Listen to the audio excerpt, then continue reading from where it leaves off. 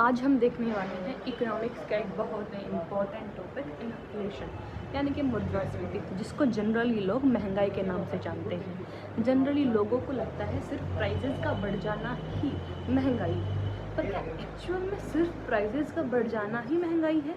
जी बिल्कुल नहीं। तो आइए जानते हैं इन्फ्लेशन का रियल मीनिंग क्या है। इन्फ्लेशन यानी कि sustain increase in the general price level. General price level का मतलब होता है हमारी इकोनॉमी में जितनी भी गुड्स और सर्विसेज प्रोड्यूस हो रही हैं उनका एक वेटेज एवरेज जो होता है उसको हम जनरल प्राइस लेवल बोलते हैं। तो इन्फ्लेशन का एक मीनिंग क्या हुआ जिसको हम जनरली बोल सकते हैं, यानी कि increase in price level, but इसके साथ साथ में वैल्यू ऑफ मनी कम होना चाहिए, यानी कि decrease in value of money. एक उदाहरण से हम समझते हैं कि decrease of value of money किसको बोलते हैं।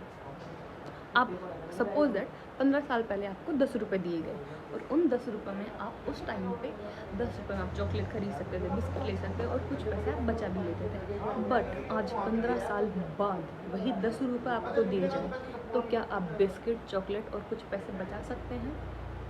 बिल्कुल नहीं।